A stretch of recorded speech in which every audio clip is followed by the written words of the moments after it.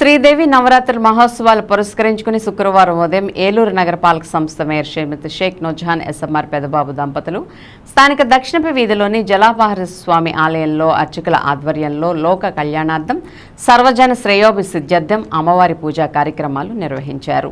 తొలుత ఆలయానికి విచ్చేసిన మేయర్ దంపతులకు ఆలయ కమిటీ అధ్యక్షులు చోడే బాలు ఆధ్వర్యంలో ఘన స్వాగతం లభించింది. ఈ సందర్భంగా మేయర్ దంపతులు మాట్లాడుతూ నగర ప్రజలందరూ సుభిక్షంగా ఉండాలని పూజా కార్యక్రమాలు నిర్వహించి అమ్మవారిని ప్రార్థించామని చెప్పారు.